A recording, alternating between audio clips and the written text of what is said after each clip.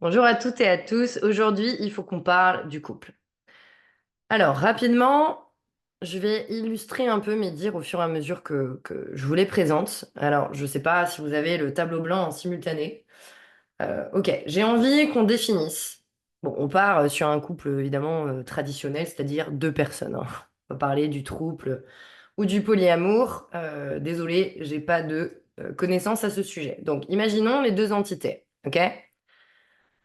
Les deux personnes qui forment le couple, donc, ont chacune leur espace. Moi, ce que j'aimerais savoir déjà, c'est comment vous vous positionnez là-dedans. C'est-à-dire, est-ce que aujourd'hui vous êtes plutôt dans un modèle où vous considérez que le un plus un égale un, auquel cas il y a une fusion, hein. On imagine que voilà, les deux individus vraiment ne deviennent plus qu'un. Ou est-ce que c'est un plus un égale 2, c'est-à-dire deux personnes qui avancent ensemble avec un but commun, projet commun. Par exemple, je sais pas, fonder une famille, etc. Ou alors, véritablement, le un plus un égale 3. Et auquel cas, il y a une troisième entité qui se crée, c'est-à-dire l'espace du couple. En fait, ce que j'aime bien, c'est que, vous voyez, on peut ajuster aussi parce que derrière le un plus un égale 3, en réalité, on peut jauger. C'est-à-dire qu'il y a des gens qui sont euh, pas forcément très couple, ce qui est OK, ça fait pas partie de leur priorité, et l'espace va être potentiellement petit. Juste le partage du quotidien, certains projets et tout ça. Mais on peut le grossir de plus en plus selon à quoi vous aspirez, comment vous voulez grandir au sein de cet espace, évoluer, etc. Moi, je le cale un peu comme ça. Donc, si, pour illustrer un petit peu, moi, j'ai envie qu'on parle aujourd'hui de ça. Donc, cet espace-là du couple. Avant ça, j'aimerais quand même qu'on revienne sur chaque entité. Parce que ça, je le dis souvent, mais en réalité, on entend pas mal de choses avec le développement personnel, du oui, non mais pour être aimé de quelqu'un, il faut d'abord s'aimer soi. Ouais. Alors, c'est pas totalement juste. Pas totalement juste. En soi, vous allez avoir, que ce soit chez l'un et l'autre, vous allez avoir ce que j'appelle les parts exprimées. OK? Vous allez avoir les parts réprimées. Et ça, quel que soit l'un et l'autre. Après, ça peut varier. Généralement, les deux individus, alors est-ce que qui se rassemblent s'assemblent, les opposés s'attirent? Peu importe. OK?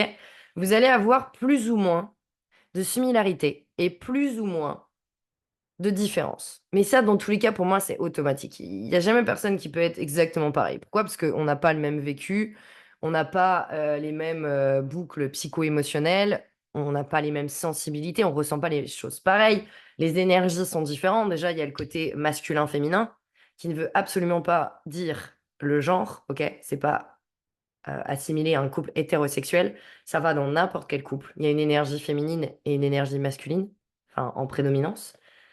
Et il y a ce système de part exprimé, réprimé. Pourquoi je vous parle de ça? Parce que moi, j'entends beaucoup aussi en coaching des gens qui me disent, oui, non, mais moi, Mathilde, tu sais, je suis un timide, je suis un introverti. Ok, si par exemple, on se met à côté, on estime que vos parts exprimées, vous êtes le timide. Bon, ok. Du coup, en part réprimée, nécessairement, à l'inverse, vous avez l'extraverti. Je crois que c'est ça, hein, l'opposé. Bon, peu importe. L'extraverti. Ce qui est intéressant, c'est que souvent, on se dit, moi, je suis comme ça. Ou c'est comme ça. J'aime beaucoup entendre ça. En mode, c'est une fatalité. Non, mais moi, je suis timide, c'est compliqué pour moi. J'ai vu beaucoup en séduction. Ok. Mais, et ça, j'attends que quelqu'un me prouve le contraire. Mais scientifiquement, c'est pas génétique. Il n'y a pas de chromosome comme ça qui dit, mais toi, tu vas être timide. Ce qui fait qu'on devient, qu'en fait, qu'on exprime ou qu'on réprime finalement l'un ou l'autre, c'est notre passé, c'est notre vécu, c'est nos traumas, encore une fois, notre sensibilité. Dans quel environnement on a grandi, quel modèle parental on a eu, quel modèle de famille, et on a choisi d'exprimer ou de réprimer. certains traits de caractère. Pourquoi j'insiste là-dessus? Parce que d'avoir une pleine conscience de tout ça, c'est-à-dire quand vous êtes dans votre un, avec par exprimé, par réprimé. Je trouve que c'est un côté aussi rassurant en se disant, mais on peut être tout ce qu'on veut. On le choisit consciemment ou inconsciemment. Je vais vous donner un exemple, je suis une ancienne timide. Quand j'étais enfant, je me souviens, mes parents nous emmenaient à des soirées, mais j'étais dans les jupes de mes parents, quoi. Je ne pouvais pas les lâcher, c'était trop dur pour moi, j'étais timide. Quand ma petite sœur, elle adorait se faire des potes et tout ça. Au fil des années, ça s'est limite un peu transformé. Elle a eu sa phase un peu où elle osait plus trop aller vers les gens. Moi, j'ai commencé à m'ouvrir. Et au final, chacun trouve son juste équilibre. Si vous voulez toujours incarner ce côté, ok, moi, je suis timide parce que l'extraverti, ça me fait un peu peur. Je, j'ai pas envie de prendre la lumière, j'ai pas envie d'être ce truc grande gueule, ok. Donc, dans tous les cas, ça vient de vos perceptions. De vos perceptions qui sont, comment dire, comme je dis, qui viennent de votre passé, qui viennent de votre sensibilité à votre vécu, à comment ça s'est passé dans votre vie. Et donc, vous avez possiblement des jugements.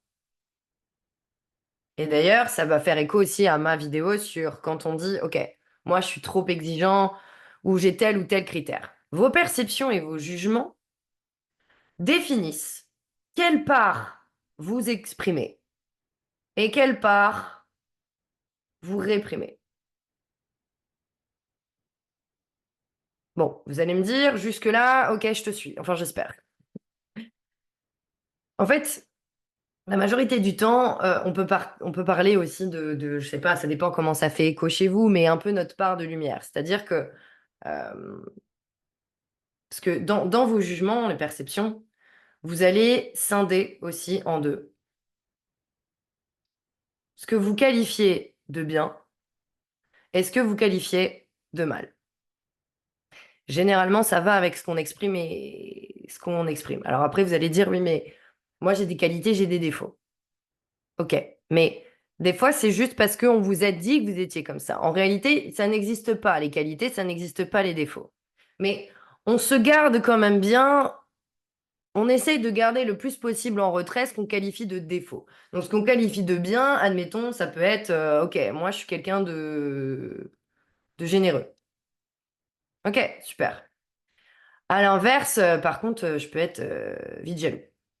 Ok, bon. La personne en face de vous, à l'inverse, elle peut être un petit peu plus, comment dire? Qu'est-ce qu'on pourrait donner comme exemple? Elle va culpabiliser sur la dépense. C'est pas être radin, mais juste va avoir peur de dépenser parce que elle préfère faire la fourmi. Ok? Donc pour elle, c'est mieux de garder l'argent. C'est mieux de garder l'argent sur voilà, de côté, de pas non plus en faire le dépenser à tout va. Ok? Donc pour elle, c'est son système de perception qui est comme ça. Pour elle, elle incarne ce truc-là. Et elle considère que son côté un peu de part réprimée, c'est qu'elle va être ok, très anxieuse. Voilà, elle va se méfier, du coup, pour sortir, ça va être compliqué, etc. Bon, pourquoi je vous dis ça? Parce que pour moi, en fait, quand on va revenir sur... Donc ça, on pourrait dire que tout ce que j'ai fait là, c'est une extension de ça. C'est terrible un peu mes schémas, mais écoutez, c'est un peu comme à l'école.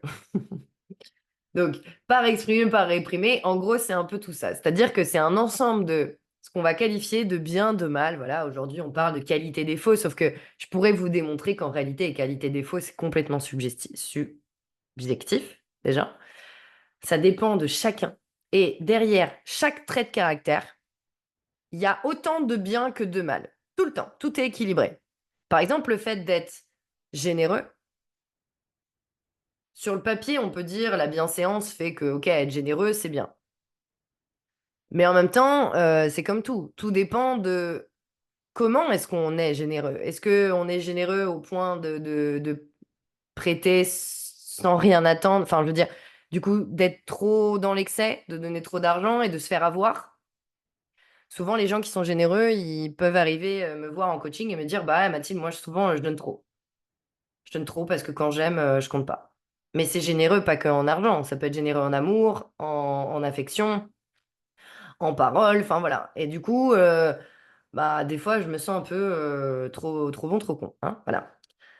Et à l'inverse, ce côté d'être jaloux, on va se dire, ah, mais c'est pas bien d'être jaloux, c'est pas bien. Ok. Mais en réalité, quand on va chercher derrière, c'est juste, ça vient faire écho à des parts de nous.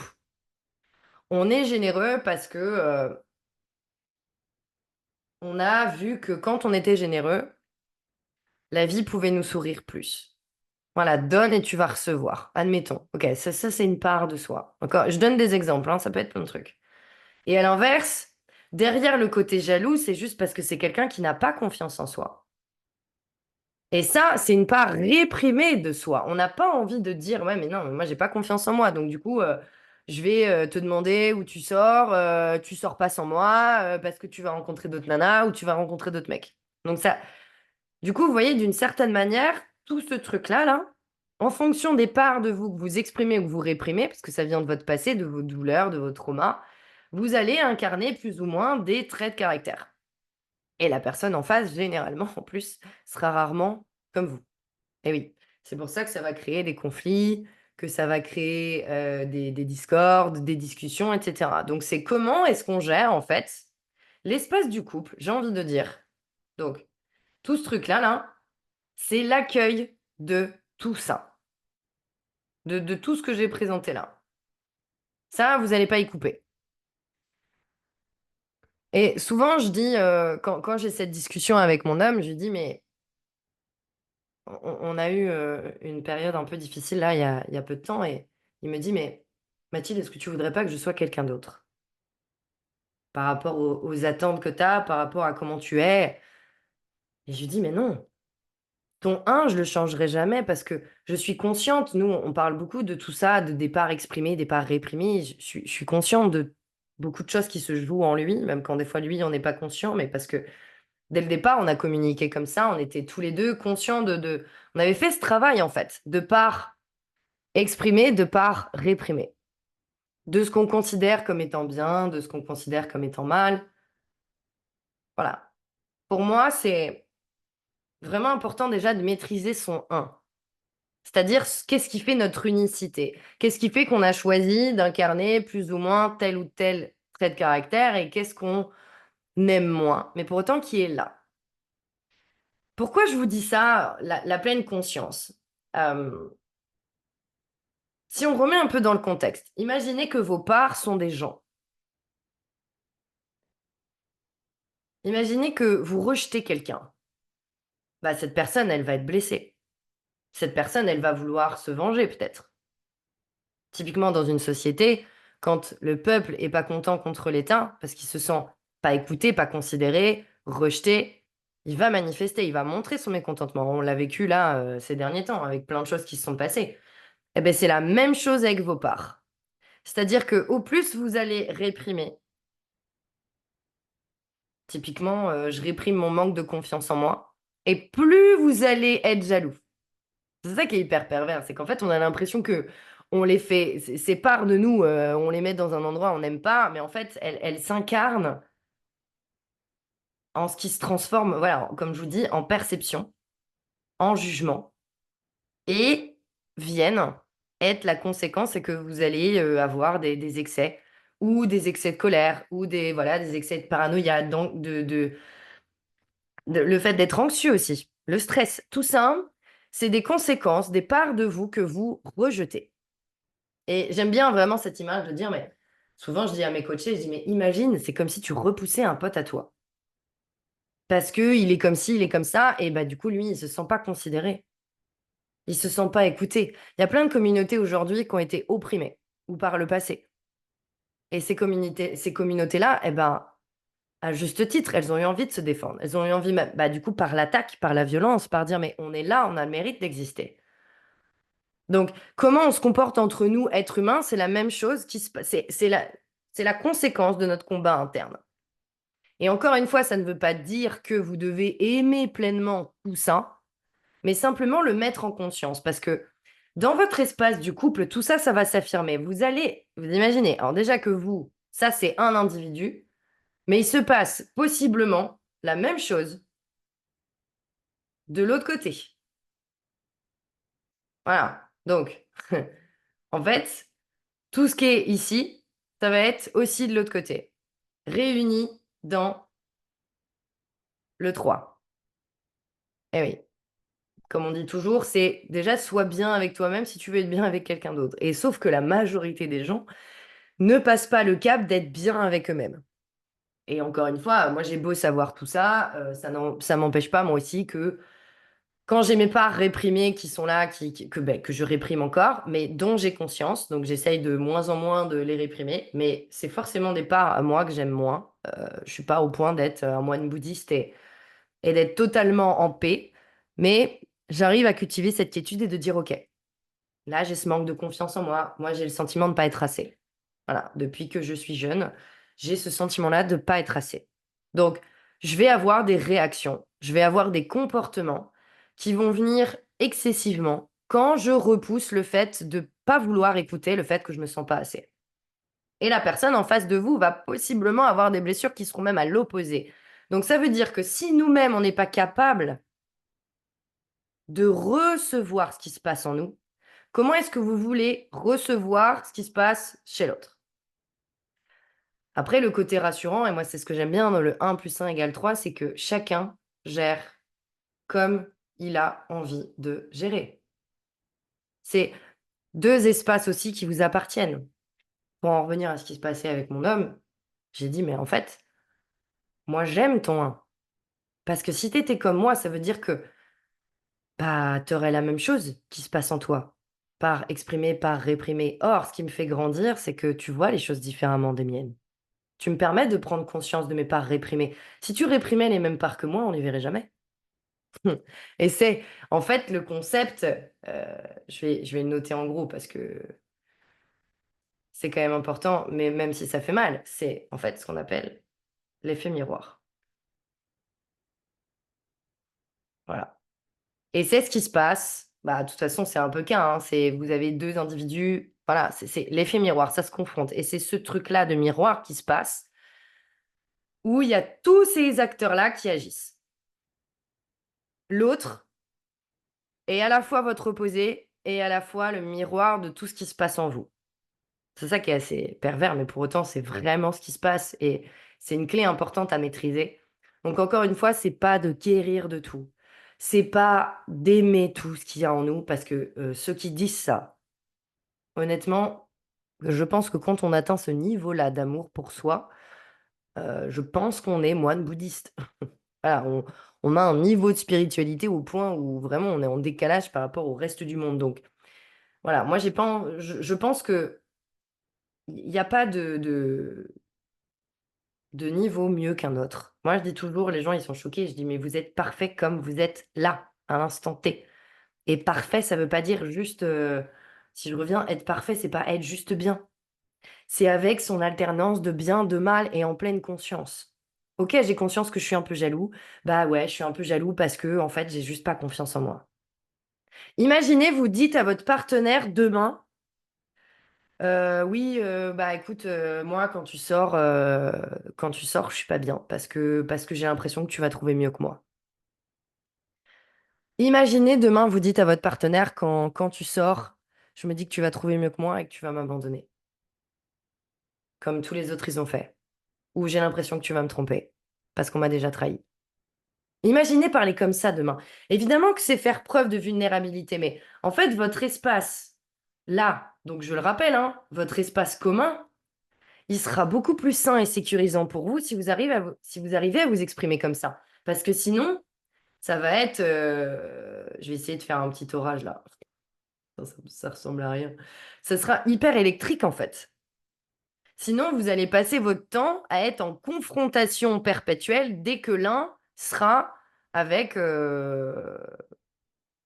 en lutte contre ses parts réprimées. Donc c'est important, le temps pour soi. Il n'est pas, oui, moi j'ai des activités où je fais du sport, oui, moi j'ai des activités, évidemment, des temps sans l'autre, ou pas, si vous avez envie de tout faire avec votre partenaire, après tout, faites tout avec votre partenaire, il n'y a pas de règle. Mais le temps pour soi, il est le temps pour développer son un. Moi, en tout cas, et ce que je veux passer comme message dans cette vidéo, c'est que chaque individu est entier et unique. On n'a pas besoin que les gens viennent combler nos vides, ni que les gens viennent nous soigner. Par contre, je pense fondamentalement que cet espace de couple, oui, peut favoriser votre guérison. Clairement. C'est pas l'autre qui va vous guérir, c'est cet espace que vous créez en commun. Et ce que vous en faites, évidemment. Parce que bah, vous êtes deux acteurs dans une même zone. Et donc, c'est de vous demander effectivement qu'est-ce qui est bon pour moi, qu'est-ce qui est bon pour lui. Et c'est trouver, c'est pas faire des concessions, c'est juste mettre. Ouais, en fait, je vais noter ça. Euh, Mon petit dessin, là, ça va faire plus de place. En fait, tout ça, pour le gérer, moi, je vous dirais, c'est faire preuve d'attention envers soi, envers l'autre. C'est faire preuve d'intention, c'est-à-dire mettre l'intention de développer cet espace pour soi et pour l'autre, et de l'effort, des efforts. Voilà. Mon mec, quand je lui ai dit ça, il m'a dit ça fait aïe. Voilà. Donc c'est le concept de aïe. Voilà, vous mettez de l'ail dans votre couple ou alors aïe, ça fait mal, peu importe. Ça dépend comment on le voit. Mais pour être capable de gérer tout ça, vraiment, en fait, quand vous développez ce truc de 1 + 1 = 3 pour ceux qui rejoignent un peu hein, ce que je dis, encore une fois, ça, il y a des choses qui feront sens et d'autres pas, c'est de mettre de l'attention sur voilà, vos parts exprimées, vos parts réprimées. De mettre l'intention, ça veut dire on conscientise ça. On met, ok, on met l'intention de d'en faire quelque chose. Plutôt que d'essayer de dire oui, non, mais moi, de toute façon, c'est comme ça, je suis jaloux. Non, ça, c'est la pire histoire que vous pouvez vous raconter. Après, encore une fois, hein, moi, je m'adresse aux personnes qui ont envie d'avoir des relations conscientes. Si effectivement vous considérez que tout est une fatalité, ok, je respecte. Mais c'est sûr que cette vidéo ne sera pas pour les gens comme ça. Et enfin, effort. Parce que oui, quand on rencontre la bonne personne, c'est évident. Mais c'est pas facile. C'est pas toujours fluide. Pourquoi? Parce que dans cet espace de couple aussi, vous allez avoir l'extérieur, vous allez avoir l'environnement aussi qui va venir impacter.